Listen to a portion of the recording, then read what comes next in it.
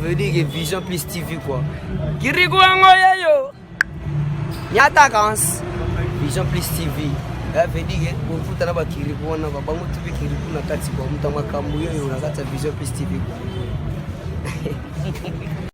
Héritier Watana besoko sala ba conférence na Béatrice bozomo na ndenge ba plaisir salema. Parce que toyaka ba conférence ba tumususu o sala conférence na Kikuku batu baloba te. Héritier moni na salle conférence ko simba te.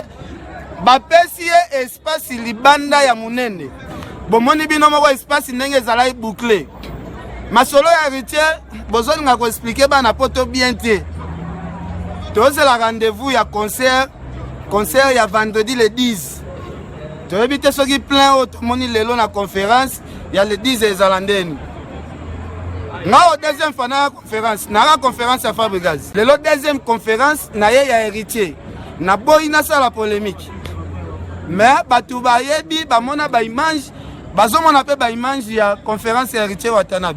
Donc ezola que mutu na mutu azana makila na e toye ba vrai leader ya 5e génération na misala na bango toye ba leader nini waza très populaire.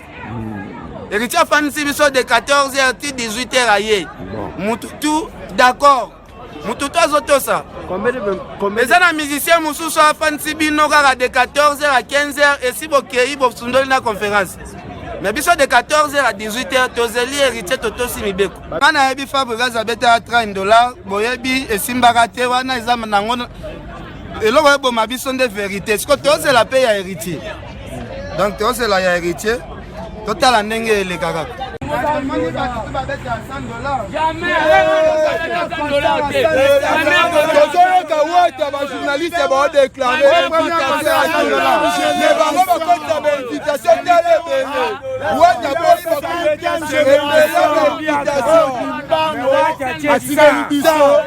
artiste ya Congo des fois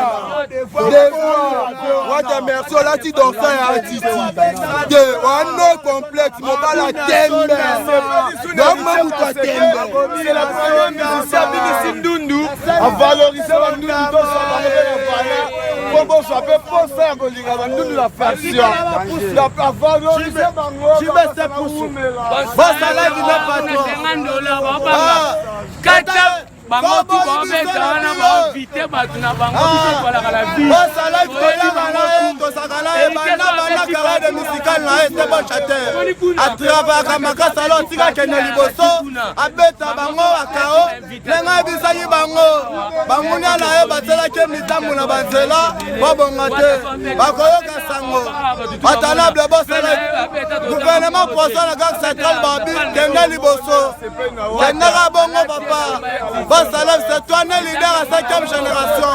Au bêta badadi qui m'a le bêta baklosa et l'issus. Motambu, yango kanyi bangote. Béatrice $100. Mutambu yango.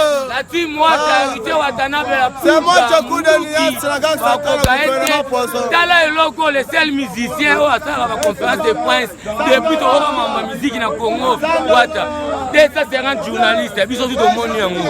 Et ça bomba TV radio T. 200 journalistes va tenir ma question journaliste a dû réponse na et ça te na kokaté pour la musique intelligente pour faire ça bango devoir. Wata ba perdre bango devoir aussi si banzembo to ba kebo. Héritier bo banzembo akebo wana. Ba beta musique ya bien. Wata aka bien télé bomne ki toi. Et koti ona ba jina yo na ba nini ba asana et koti. Veut dire Vision Plus TV quoi. Kirikou angoyeyo. Nyata kans. Vision Plus TV. Veut dire pour vous tana ba kirikou na ba bango TV kirikou na kati kwa mtama kambuyo na kati Vision Plus TV quoi.